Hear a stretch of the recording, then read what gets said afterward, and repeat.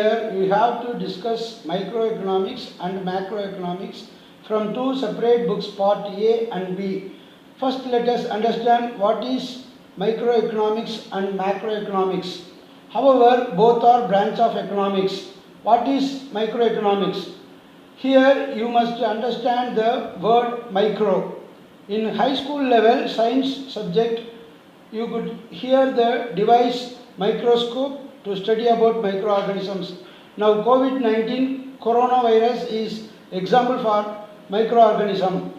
Microeconomics is the branch of economics that deals with how household of individuals and businessmen take decisions about purchasing, savings, fixing prices, competitions in business, etc.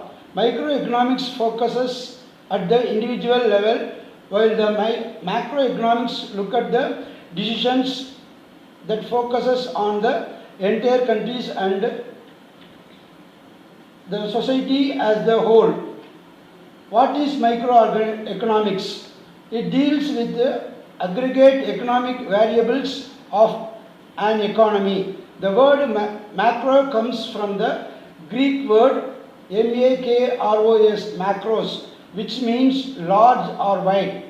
It is branch of economics that studies the economic relationship or issues of an economy as a whole, like total consumption, saving, inflation, etc. It investigates the principles, problems and policies relating to achievement of full employment and expansion of productive capacity.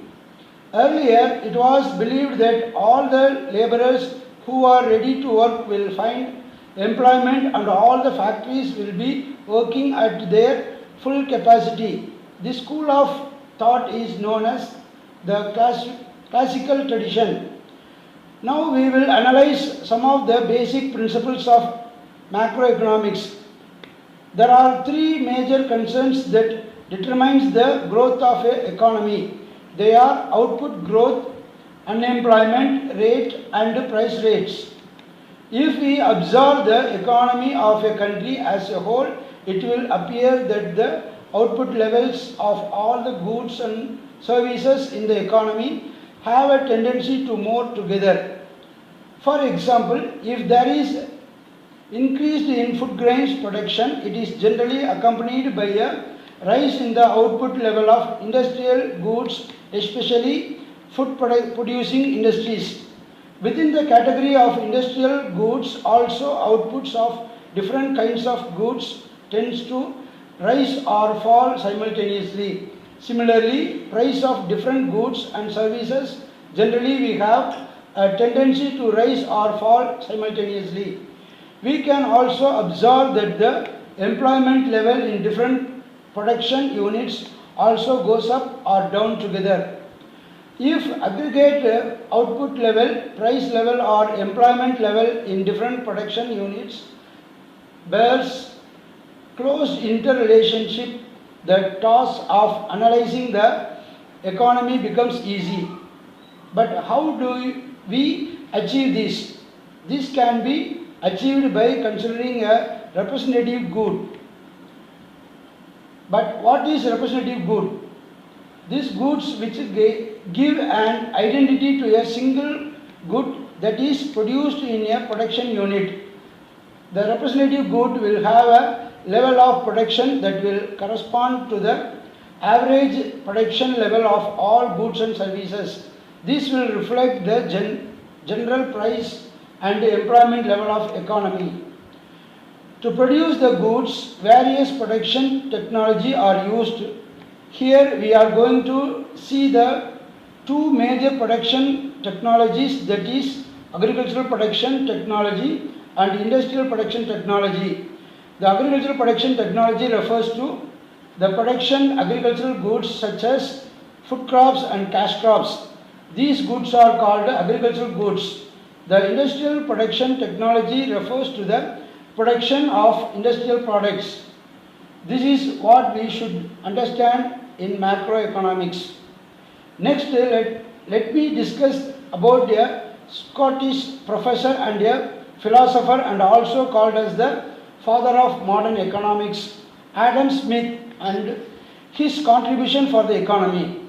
This is Adam Smith, and he had suggested that if the buyers and sellers in which market take their decisions following only their own self-interest, economists will not need to think of the wealth and welfare of the country as a whole separately.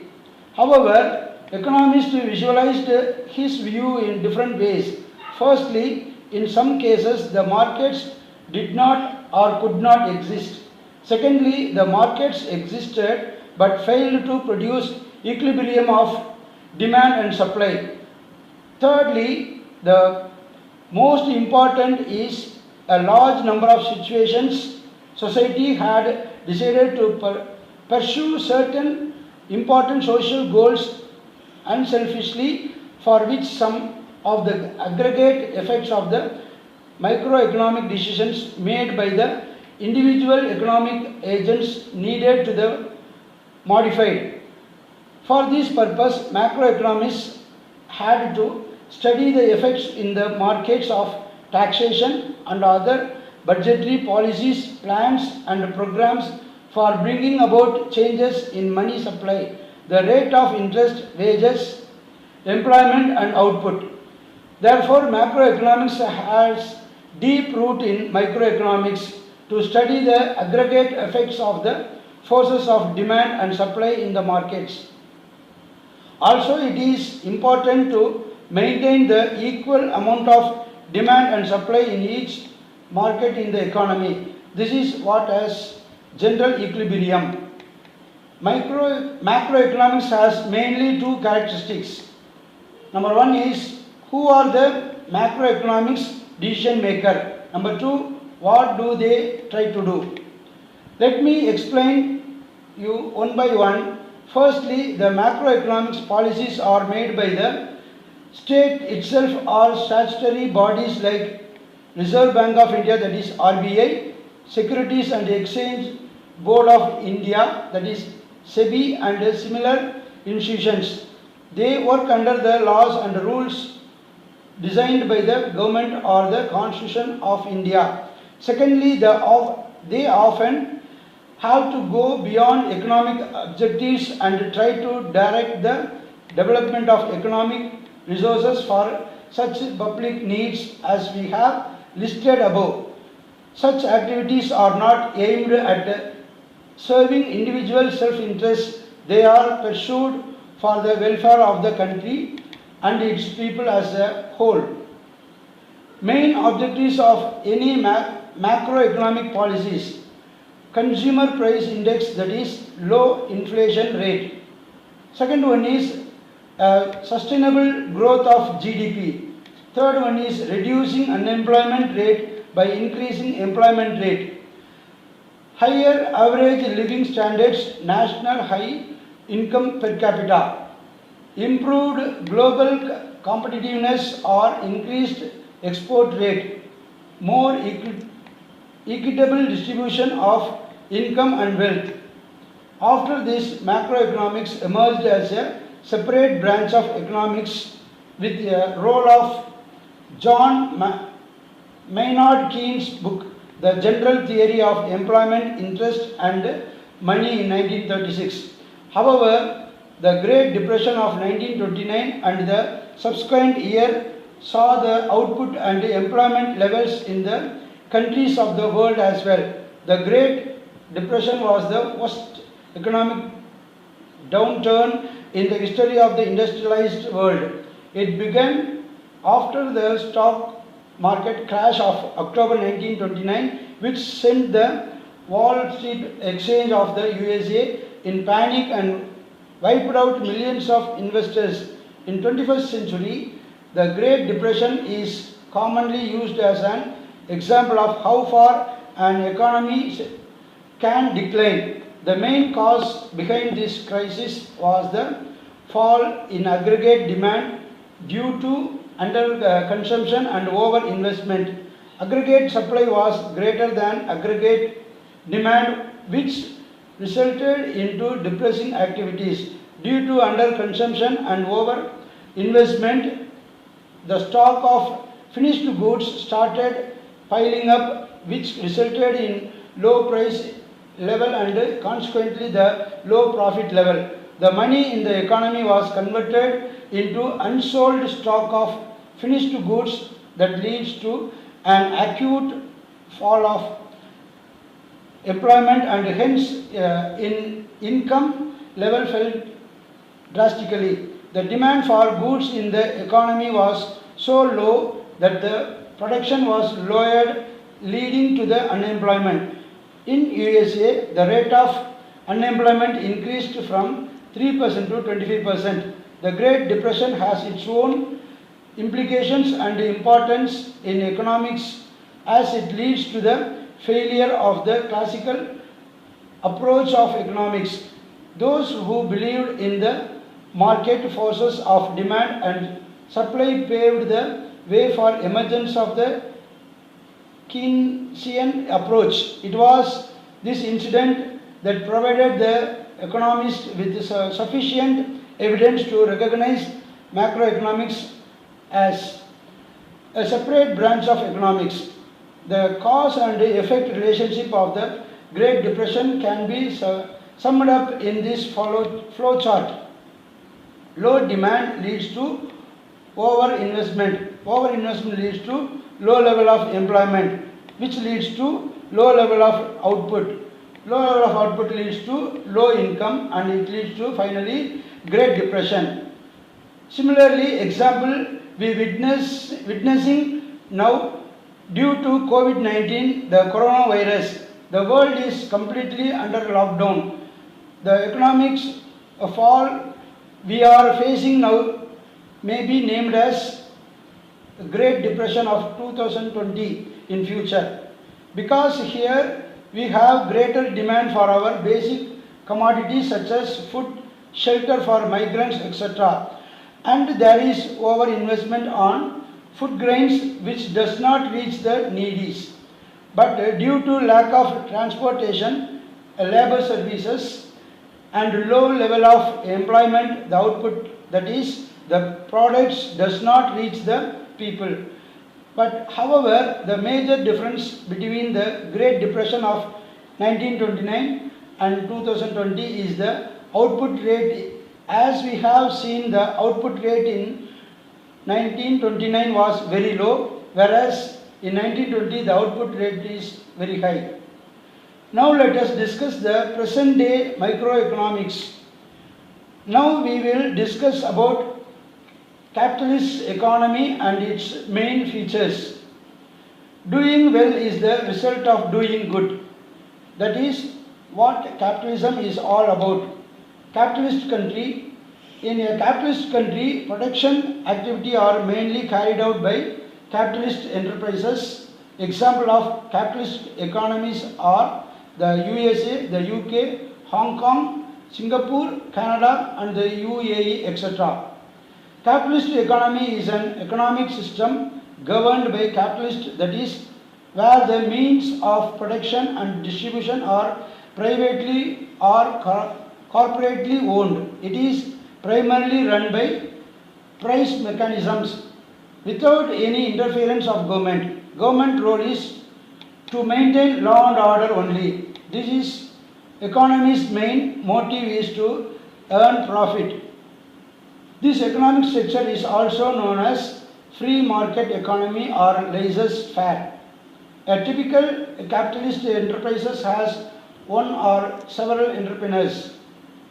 Entrepreneurs refers to the people who exercise control over major decisions and bear a large part of the risk associated with the firm enterprise. They may themselves supply the capital to run the enterprises, or they may borrow the capital to carry out production. They also need natural resources, example land, raw materials, etc. The entrepreneurs also need the most important element of human being who carry out their production is called labor. After producing output with the help of these three factors of production, namely capital, land, and labor. The entrepreneur sells the product in the market. The money that is earned is called revenue. Part of the revenue is paid out as rent for the services rendered by land. Part of it is paid to capitals as interest, and part of it goes to labor as wages. The rest of the revenue is the earning of the entrepreneurs, and it is called profit. Profits are often used by the producers in the next period of buy new machinery or to build new factories so that production can be expanded. These expenses which raise productive capacity are examples of investment expenditure, also called as capital expenditure. Wage rate, that is a sale and purchase of labor services at a price which is called the wage rate. Wage labor, the labor which is sold and purchased against wages is referred to as wage labor.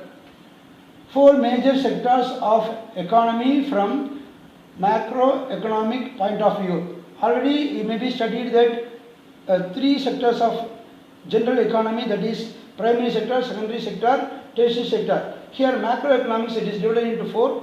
The four aggregate macroeconomic sectors that form the foundation for macroeconomic analysis are the household sectors, the business sector, the government sector, and the foreign sector. These four key functions are responsible for expenditure on gross domestic product, that is GDP. The four major sectors of the macroeconomic point of view are households, second one is firms or business, third one is government, the fourth one is external sector or foreign sector. These can be represented in the flow chart. The four sectors: household sector, firms, government, external sector. Households. What is household sector? Household sector means a single individual or a group of individuals who independently take decisions regarding their economic activities, that is consumption and production. Household sector buy goods and services for consumption and also supply factors of production like land, labor, capital, and entrepreneurs. Households provides the market for the output of the firms. In short, this sector is included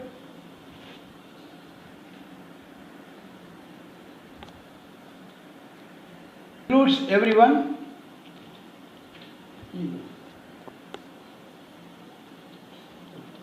Consumers, people, and every member of the society. This sector is responsible for the consumption expenditure role in GDP.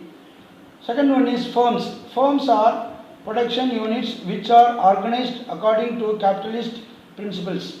They employ and organize factors of production and undertake production process for the motive of profit making. This includes sole proprietorship, partnerships, and corporations.